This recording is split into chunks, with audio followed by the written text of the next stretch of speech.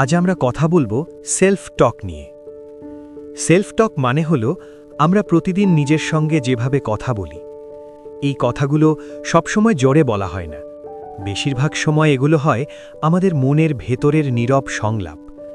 আমরা হয়তো বাইরে কাউকে কিছু বলছি না, কিন্তু ভেতরে ভেতরে নিজেকে বলছি, আমি পারবো তো? আমি কেন এমন? আমার দিয়ে হবে না। অথবা কখনো বলছি, আমি চেষ্টা করছি, আমি শিখছি, আমি আবার শুরু করতে পারি। এই ভেতরের কথাগুলোই হলো সেলফ টক। আর আশ্চর্যের বিষয় হলো এই সেলফ টকই ধীরে ধীরে আমাদের আত্মবিশ্বাস, ভয়, সাহস, অভ্যাস, সিদ্ধান্ত, এমনকি পুরো জীবনকে প্রভাবিত করে। অনেকেই মনে করেন মানুষের জীবনকে বদলায় শুধু বাইরের পরিস্থিতি, কিন্তু বাস্তবে বাইরের ঘটনার মতোই গুরুত্বপূর্ণ হলো আমরা সেই ঘটনাগুলোকে ভেতরে কিভাবে ইন্টারপ্রেট করি এবং নিজের সঙ্গে কিভাবে কথা বলি। কারণ একই ঘটনা দুইজন মানুষের জীবনে দুই রকম প্রভাব ফেলতে পারে। একজন ব্যর্থ হয়ে বলে, আমি অযোগ্য। অন্যজন একই ব্যর্থতা থেকে বলে, আমি শিখলাম, এবার আরও ভালোভাবে চেষ্টা করব। ঘটনা একই, কিন্তু সেলফ টক আলাদা, আর সেই সেলফ টকই তাদের ভবিষ্যৎকে দুই দিকে নিয়ে যায়। সেলফ টক আসলে কি? সেলফ টক হলো নিজের সঙ্গে চলতে থাকা সেই অভ্যন্তরীণ কথোপকথন যা আমাদের চিন্তা, অনুভূতি এবং আচরণকে শেপ করে। এটা কখনো সচেতন, কখনো অবচেতন। অনেক সময় আমরা বুঝতেই পারি না আমরা নিজের সঙ্গে কত কঠিন, কত নির্মম, কত হতাশাজনক ভাষায় কথা বলি। যেমন, আমি সবসময় ভুল করি, আমার ভাগ্যই খারাপ, সবাই পারে, আমি পারি না, আমার দিয়ে কখনো ঠিক হবে না। এই ধরনের রিপিটেড সেলফ টক আমাদের মাইন্ডে ধীরে ধীরে বিলিভ হয়ে যায়। একসময় আমরা শুধু এসব ভাবি না, আমরা এগুলো বিশ্বাসও করতে শুরু করি। আর যখন বিলিভ তৈরি হয়, তখন আমাদের সিদ্ধান্ত সেই বিলিভ অনুযায়ী হতে থাকে। অন্যদিকে যদি সেলফ টক সাপোর্টিভ হয়, তাহলে সেটাও বিলিভ হয়ে যায়। যেমন, আমি এখনও শিখছি, আমি পারফেক্ট না, কিন্তু আমি গ্রোথের পথে আছি। ভুল মানে আমি খারাপ না, ভুল মানে আমি মানুষ, আমি ধীরে হলেও এগোচ্ছি। এই ধরনের সেলফ টক মনের ভেতরে নিরাপত্তা তৈরি করে। এটা আমাদের ভেতরের শক্তিকে জাগিয়ে তোলে। কেন সেলফ টক এত গুরুত্বপূর্ণ? কারণ তুমি পৃথিবীতে সবচেয়ে বেশি সময় কাটাও কার সঙ্গে? নিজের সঙ্গে। তুমি সবসময় সবার কথা শুনবে না, সবসময় সবার সঙ্গে থাকবে না, কিন্তু নিজের মাইন্ডের ভয়েস থেকে তুমি কখনো দূরে যেতে পারবে না। এই ভয়েস যদি সবসময় তোমাকে ছোট করে, তোমাকে দোষ দেয়, তোমাকে ভয় দেখায়, তোমাকে অযোগ্য প্রমাণ করে, তাহলে বাইরের ভালোবাসা, প্রশংসা, সুযোগ সব কিছু পেয়েও তুমি ভেতরে শান্তি পাবে না।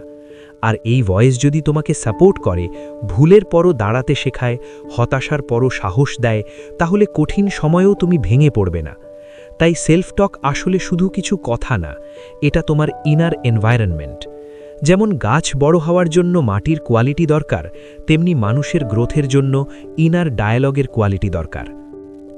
নেগেটিভ সেলফ টক কোথা থেকে আসে? নেগেটিভ সেলফ টক হঠাৎ করে আসে না, এটা সাধারণত তৈরি হয় সময়ের সঙ্গে সঙ্গে। শৈশবের অভিজ্ঞতা, কঠিন মন্তব্য, বারবার তুলনা, ব্যর্থতা, লজ্জা, ভয়, সমালোচনা, এসব থেকে অনেক সময় আমরা নিজের সম্পর্কে এমন কিছু বিশ্বাস তৈরি করি যা সত্যি না হলেও খুব সত্যি মনে হয়। হয়তো কেউ ছোটবেলায় শুনেছে, তুমি খুব স্লো, তুমি অন্যদের মতো স্মার্ট না, তোমার দিয়ে কিছু হবে না, চুপ থাকো, তোমার কথা ঠিক না। এই কথাগুলো বারবার শুনতে শুনতে একসময় মানুষ নিজেও নিজের সঙ্গে সেই ভাষাতেই কথা বলতে শুরু করে, অর্থাৎ বাইরের সমালোচনা একসময় ভেতরের কণ্ঠে পরিণত হয়। তাই অনেক সময় সেলফ টক বদলানো কঠিন লাগে, কারণ সেটা শুধু একটা অভ্যাস না, সেটা অনেক পুরনো ইমোশনাল প্যাটার্নের অংশ। কিন্তু সুখের কথা হলো, যা শেখা হয়েছে তা নতুন করে শেখাও যায়, যে ইনার ভয়েস গড়ে উঠেছে তাকে ধীরে ধীরে হিল করাও যায়। নেগেটিভ সেলফ টকের ধরনগুলো কি? নেগেটিভ সেলফ টক অনেক রকম হতে পারে। এর মধ্যে কয়েকটা খুব কমন প্যাটার্ন আছে। একটা হলো লেবেলিং, যেমন একটা ভুল করে নিজেকে বলে ফেলা, আমি বোকা, আমি ইউজলেস, আমি ফেলিয়ার। এখানে ভুলটা আলাদা ঘটনা, কিন্তু সেলফ টক সেটাকে পুরো আইডেন্টিটি বানিয়ে দেয়। আরেকটা হলো ক্যাটাস্ট্রোফাইজিং, মানে ছোট একটা সমস্যাকে মাইন্ডের মধ্যে বিশাল ডিজাস্টার বানিয়ে ফেলা। যেমন আজকে প্রেজেন্টেশন ভালো হয়নি, সব শেষ, একবার রিজেক্ট হয়েছি, আর কখনো হবে না, এই ভুলের পর সবাই আমাকে খারাপ ভাববে। আরেকটা হলো কম্প্যারিজন বেসড সেলফ টক, যেমন ও এত ভালো, আমি কিছুই না, ওর বয়সে সবাই অনেক এগিয়ে গেছে, আমি পিছিয়ে পড়েছি, আমার জীবন অন্যদের মতো সুন্দর না। আরেকটা হলো অল অর নাথিং থিঙ্কিং, যেমন আমি পারফেক্ট না হলে আমি কিছুই না, একদিন রুটিন মিস করেছি মানে আমি কখনো কনসিস্টেন্ট হতে পারবো না। এই প্যাটার্নসগুলো যদি আমরা না চিনতে পারি, তাহলে এগুলো আমাদের day to day mood, confidence এবং পারফরমেন্সকে নষ্ট করতে থাকে। সেলফ টক কিভাবে আত্মবিশ্বাসকে প্রভাবিত করে? আত্মবিশ্বাস কোনো ম্যাজিক ফিলিং না, এটা ধীরে ধীরে তৈরি হয় রিপিটেড এক্সপিরিয়েন্স আর রিপিটেড সেলফ টক থেকে। যদি তুমি প্রতিদিন নিজেকে বলো, আমি পারবো না, আমি সব গুলিয়ে ফেলি, আমি সবার থেকে পিছিয়ে, তাহলে তোমার মাইন্ড ন্যাচারালি রিস্ক নিতে ভয় পাবে। তুমি নতুন কিছু শুরু করার আগেই মেন্টালি দুর্বল হয়ে যাবে। অন্যদিকে যদি তুমি নিজেকে বলো, আমি নার্ভাস হতে পারি, তবু আমি চেষ্টা করব, সব উত্তর না জানলেও আমি শিখতে পারি, ভুল করলেও আমি ওয়ার্থ হারাই না, তাহলে তুমি ধীরে ধীরে ইমোশনাল স্ট্রেংথ বিল্ড করবে। আত্মবিশ্বাস মানে ভয় না থাকা না, আত্মবিশ্বাস মানে ভয় থাকা সত্ত্বেও নিজের পাশে থাকা, আর সেলফ টক সেই সাপোর্ট সিস্টেমের সবচেয়ে বড় অংশ। সেলফ টক এবং মানসিক স্বাস্থ্যের সম্পর্ক। আমাদের সেলফ টক সরাসরি আমাদের ইমোশনাল স্টেটকে প্রভাবিত করে। যদি ভেতরের কণ্ঠ সবসময় জাজমেন্টাল হয়, তাহলে অ্যাংজাইটি বাড়তে পারে, ওভার থিঙ্কিং বাড়তে পারে, সেলফ ডাউট বেড়ে যেতে পারে, এমনকি ছোট সমস্যাও অনেক বড় মনে হতে পারে। কিন্তু যদি সেলফ টক কম্প্যাশনেট হয়, তাহলে স্ট্রেস থাকলেও মন কিছুটা নিরাপদ থাকে। যেমন, আমি এখন চাপের মধ্যে আছি, তাই খারাপ লাগছে, এটা স্বাভাবিক, আমি সব কিছু একদিনে ঠিক করতে পারবো না, কিন্তু এক ধাপ নিতে পারি, আজকের দিনটা কঠিন, কিন্তু এটা আমার পুরো জীবন না। এই ধরনের সেলফ টক ইমোশনাল রেগুলেশনে সাহায্য করে, অর্থাৎ অনুভূতি কন্ট্রোল না করে অনুভূতিকে বুঝে জায়গা দিয়ে তবু নিজেকে স্টেডি রাখা। সেলফ টক মানে ফেক পজিটিভিটি না। এখানে একটা গুরুত্বপূর্ণ ভুল ধারণা দূর করা দরকার। পজিটিভ সেলফ টক মানে এই না যে সবসময় নিজেকে অবাস্তব ভালো ভালো কথা বলতে হবে। যেমন তুমি খুব কষ্টে আছো আর নিজেকে জোর করে বলছো, সব অসাধারণ, আমি পৃথিবীর সেরা, আমার কোনো সমস্যা নেই। এটা কাজ নাও করতে পারে, কারণ মাইন্ড বুঝে ফেলে যখন কথাটা বাস্তবের সঙ্গে মিলছে না। সুস্থ সেলফ টক বরং এমন হয় যা সত্যি, সাপোর্টিভ এবং রিয়েলিস্টিক। যেমন, আমি এখন খুব কনফিডেন্ট না, কিন্তু প্র্যাকটিস করলে ইমপ্রুভ করতে পারি। আমি হার্ট হয়েছি, কিন্তু আমি হিল হতে পারি। আজকে আমি ভালো পারফর্ম করিনি, কিন্তু এটা আমার শেষ না। আমি এখনও পুরোটা জানি না, তবু আমি শেখার যোগ্য। এই ধরনের সেলফ টক হোপফুল কিন্তু গ্রাউন্ডেড। কঠিন সময়ে কিভাবে সেলফ টক বদলানো যায়? কঠিন সময়ে মাইন্ড সাধারণত নেগেটিভ দিকে যায়, তখন আমরা নিজের সঙ্গে সবচেয়ে হার্শ হয়ে যাই। তাই এই সময় সেলফ টক বদলানো আরও বেশি জরুরি। ধরো তুমি কোনো কাজে ব্যর্থ হয়েছ, সাধারণ সেলফ টক হতে পারে, আমি ইউজলেস, আমার দিয়ে কিছু হবে না, আমি সব নষ্ট করে ফেলেছি। এখন এই জায়গায় হেলদি সেলফ টক হতে পারে, এই ফলটা কষ্টদায়ক, কিন্তু এটা আমাকে ডিফাইন করে না, আমি ব্যর্থ হইনি, আমি একটা চেষ্টা করেছি যা কাজ হয়নি, এখানে কি শেখার আছে সেটা দেখি, আমি এখন কষ্ট পাচ্ছি, তাই নিজেকে একটু নরমভাবে ট্রিট করা দরকার। এভাবে সেলফ টক বদলানো মানে নিজেকে এক্সকিউজ দেওয়া না, এটা মানে নিজেকে এমনভাবে গাইড করা যাতে তুমি ভেঙে না পড়ে আবার উঠতে পারো। সেলফ টক এবং ডিসিপ্লিন। অনেকেই মনে করেন ডিসিপ্লিন আসে কঠোর সেলফ টক থেকে, যেমন আলসেমি বন্ধ কর, তুই কিছুই না, এভাবে চললে শেষ, নিজেকে ধাক্কা দে। শুরুতে হয়তো এই ধরনের সেলফ টক কিছু এনার্জি দেয়, কিন্তু দীর্ঘমেয়াদে এটা মানুষকে এক্সস্ট করে ফেলে, কারণ কনস্ট্যান্ট ইনার প্রেশার নার্ভাস সিস্টেমকে স্ট্রেস মোডে রাখে। সুস্থ ডিসিপ্লিন আসে এমন সেলফ টক থেকে যেখানে ফার্মনেস আছে কিন্তু অপমান নেই।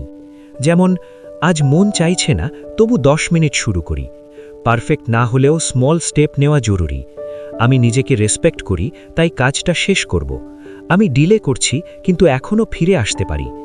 এই ধরনের সেলফ টক ডিসিপ্লিনকে পানিশমেন্ট না বানিয়ে কমিটমেন্টে পরিণত করে। Mirror effect. তুমি নিজের সঙ্গে যেমন কথা বলো তেমনই বাঁচতে শুরু করো। সেলফ টকের একটা পাওয়ারফুল দিক হলো তুমি নিজের সম্পর্কে যা রিপিট করো, মাইন্ড ধীরে ধীরে সেটার সঙ্গে আইডেন্টিফাই করতে শুরু করে। যদি তুমি বারবার বলো আমি আনলাকি, তাহলে মাইন্ড অনেক ভালো ঘটনাও ইগনোর করতে শুরু করবে। যদি বলো আমি সব সময় ফেল করি, তাহলে ছোট সাকসেসগুলোও তোমার চোখে পড়বে না। অন্যদিকে যদি তুমি বলো আমি রেজিলিয়েন্ট, আমি লার্ন করতে পারি, আমি ইমপারফেক্ট তবু ভ্যালুয়েবল, তাহলে মাইন্ড ধীরে ধীরে এভিডেন্স খুঁজতে শুরু করবে যে এসব সত্যি। এটাই সেলফ টকের মিরর এফেক্ট। তুমি ভেতরে যা রিপিট করো, বাইরে তার মতোই জীবন দেখতে শুরু করো। সেলফ টক বদলানোর প্রথম ধাপ অ্যাওয়ারনেস। সেলফ টক বদলাতে চাইলে প্রথম কাজ হলো নিজের মাইন্ডের কথা ধরা। কারণ অনেকেই বলে আমি নেগেটিভ ফিল করছি, বুঝতে পারছি না, কিন্তু একটু খেয়াল করলে দেখা যায় মাইন্ডের ভেতরে বারবার একই হার্শ বাক্য ঘুরছে। তাই যখন মন খারাপ হবে, ভয় আসবে, হীনমন্যতা আসবে, নিজেকে থামিয়ে জিজ্ঞেস করা দরকার, আমি এই মুহূর্তে নিজের সঙ্গে কি বলছি। তুমি হয়তো ধরতে পারবে আমি নিজেকে আবারও ফেলিয়ার বলছি, আমি ধরে নিচ্ছি সবাই আমাকে জাজ করছে, আমি একটা ভুলকে পুরো আইডেন্টিটি বানিয়ে ফেলছি। এই অ্যাওয়ারনেস ছাড়া চেঞ্জ সম্ভব না, কারণ না ধরা পর্যন্ত পুরনো ভয়েসটাই ডিফল্ট থাকবে। দ্বিতীয় ধাপ, প্রশ্ন করো, এটা কি পুরো সত্যি? মাইন্ড যা বলে সব সত্যি না। অনেক সেলফ টক আসলে ভয়, অতীত অভিজ্ঞতা বা ইনসিকিউরিটি থেকে আসে। তাই নেক্সট স্টেপ হলো থটটাকে চ্যালেঞ্জ করা। যেমন মাইন্ড বলল আমি কখনোই পারবো না, এখন প্রশ্ন হতে পারে সত্যি কখনোই না? আমি কি আগে কোনো কিছু শিখিনি?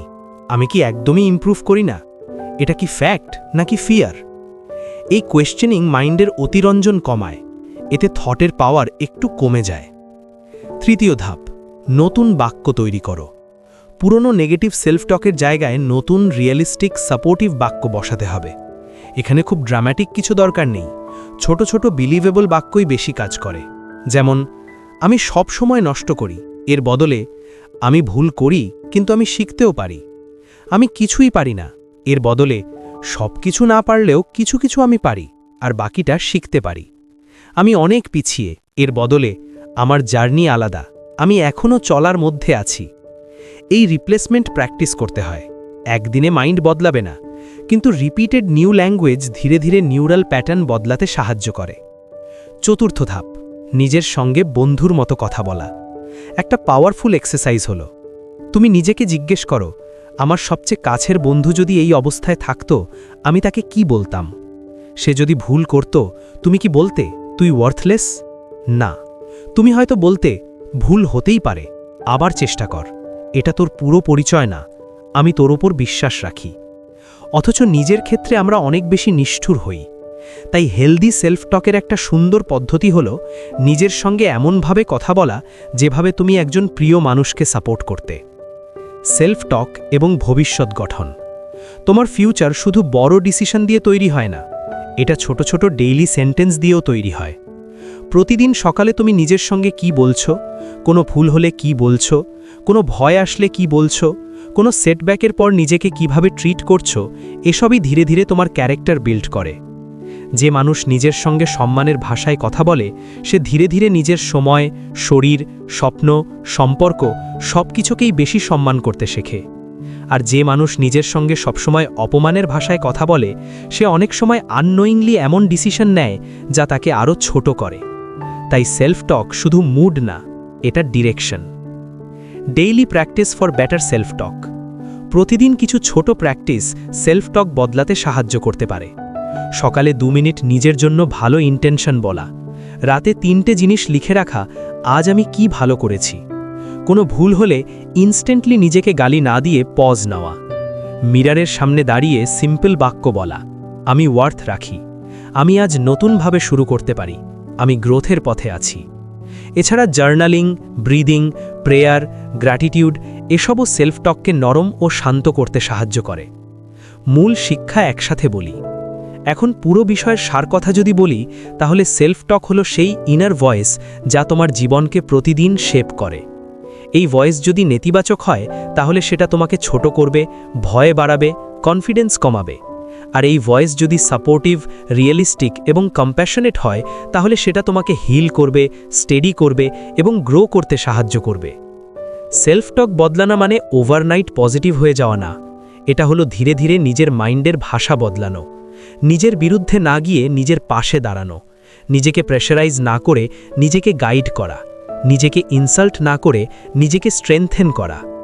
উপসংহার: মনে রেখো, তুমি সারা জীবন নিজের সঙ্গে থাকবে, তাই নিজের মাইন্ডকে এমন জায়গা বানাও যেখানে তুমি বারবার আঘাত না পেয়ে বারবার শক্তি পেতে পারো। নিজের সঙ্গে এমনভাবে কথা বলো যাতে তোমার ভেতর আশা জন্মায়, এমনভাবে কথা বলো যাতে ভুলের পরও তুমি উঠে দাঁড়াতে পারো, এমনভাবে কথা বলো যাতে তোমার মন তোমার শত্রু না হয়ে তোমার সঙ্গী হয়। কারণ অনেক সময় জীবন বদলায় বড় কোনো ঘটনার মাধ্যমে না, বরং বদলায় সেই ছোট ছোট বাক্যের মাধ্যমে, যা আমরা প্রতিদিন নিজের কাছে বলি।